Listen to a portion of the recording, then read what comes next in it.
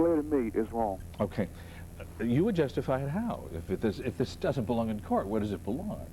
It belongs in internal processes. Mr. Lockley was But that didn't work. Didn't work, and at that point, there are appellate processes under state law that should have been pursued. There's a huge administrative process under the law which Mr. Lockley sued on.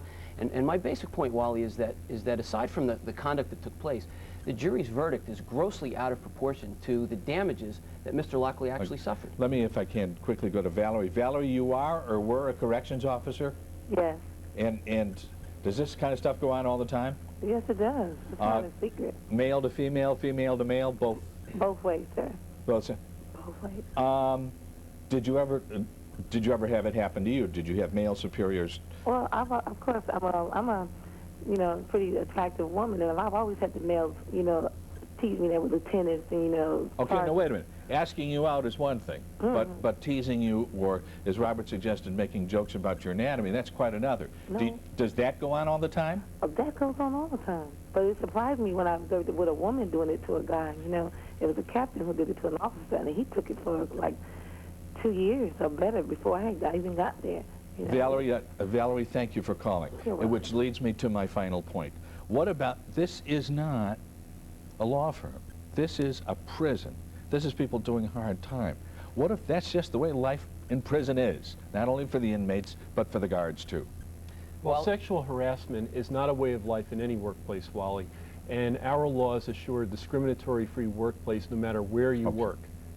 Gentlemen, thank you all, and I thank you for presenting your case, both pro and con.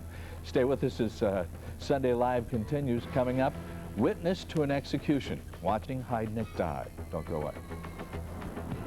You watch convicted killer.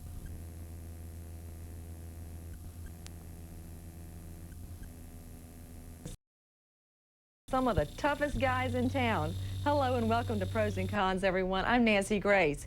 You've probably heard the phrase that if you do the crime, you do the time. Well, how about if you do the crime, you've got to listen to a bedtime story? Well, that's just what's happening in Sheriff Joe Arpaio's town, and Court TV's Helen Lukatis has the scoop. Hel? Nancy, this is actually a sheriff who dyed inmates' underwear pink. He's also forced them to sleep outside in tents. And now he's forcing them to listen to bedtime stories. Is this just another publicity stunt for Sheriff Arpaio? Well, whatever it is, it's causing some to say, book 'em, Sheriff. Good evening, inmates. It's the bedtime story hour with me, your host, Sheriff Joe. Looking a little like Mr. Rogers, Sheriff Joe Arpaio introduces his first bedtime story to inmates. After the laughter subsides, inmates listen to an audio-taped book of Star Wars. My master will be with you shortly. The reviews? I'd rather have a Frisbee and a football.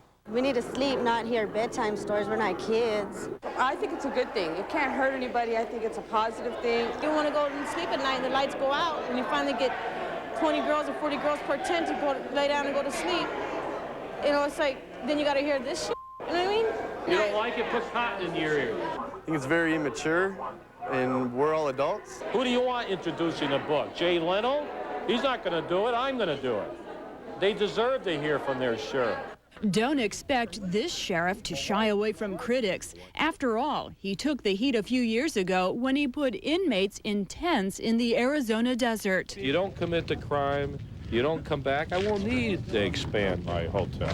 His hotel consists of tents to house inmates where temperatures reach 120 degrees. What about the cold water and the faucets out here that are left for us? You don't need cold water. You can, we don't have what do you want, ice cubes in the water too? Oh, and it's also near a dog-pound dump and waste treatment plant. So what? You don't like it, don't go to jail. This is nasty here, real nasty. It's not nice at all. It's dirty. This is cruel and unusual punishment, in my opinion. And when some inmates were caught stealing jail underwear, how did the sheriff restore law and order?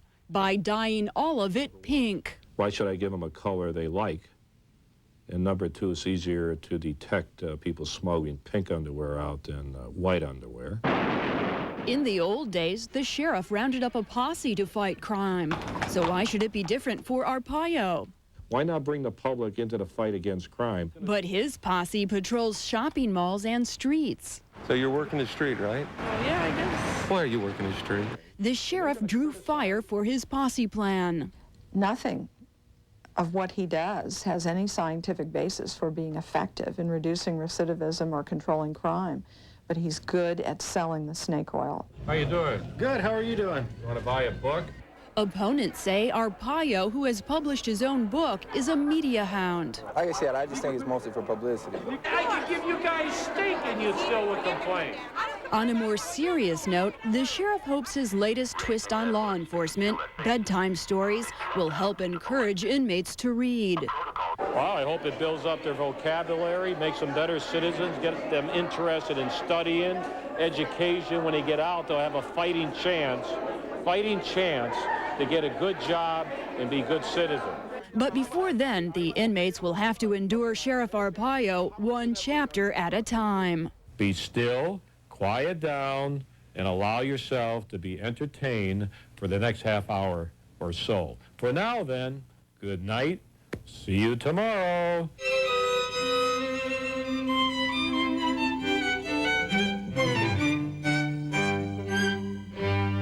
The sheriff will introduce each bedtime story on videotape. After Star Wars, the next book to be played, Men Are From Mars, Women Are From Venus. Others on the list include Jonathan Livingston Seagull and Call of the Wild.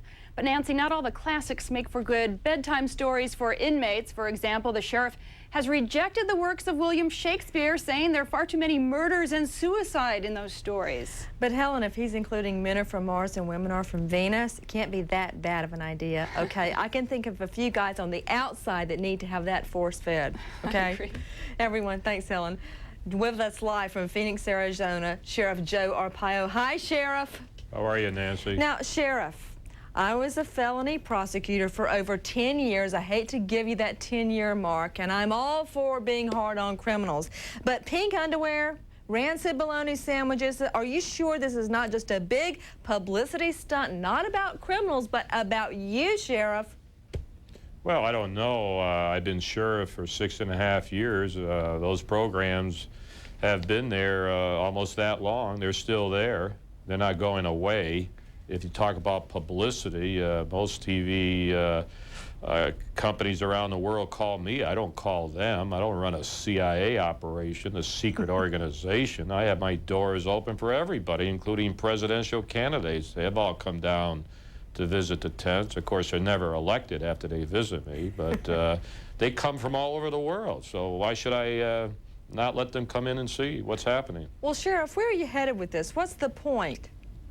Well, I hate to say that I saved millions and millions and millions of dollars for the taxpayers, which I do, but I'm not going to be a typical politician and cop out that the reason I do this well, is thank you for doing me that favor. Don't be a typical politician. I'm not. Specifically the bedtime stories. Where are you headed? Where I'm headed? Yeah. I'll tell you where I'm headed. About 3 years ago, I pumped Newt Gingrich in there. I know. I heard that. That scared even me, a hardened prosecutor. Newt Gingrich, every Tuesday afternoon, force-piped into your cell. It's a wonder they didn't go stark raving mad. Well, that is cruel and unusual punishment. But the bedtime stories, do they calm the inmates down? Well, I don't know. I just started this last night, but the point I mentioned Newt, I took Newt away. You know, he's nothing now. So how do you replace Newt Gingrich? I had an idea. Why not show books or audio books to the inmates? So I started it last night. I picked a great book, Star Wars, the new Star Wars. Why are they complaining? People are waiting in line across this nation, and they're complaining last night? Well, I'll tell them something. If they don't like it, first they can put cotton in their ears. And number two, every night they can go to bed listening as long as I'm the sheriff, and I expect to be the sheriff for several more years. Well, Sheriff, before we go to break, and of course you're going to stay with us, what type of inmates do you have? What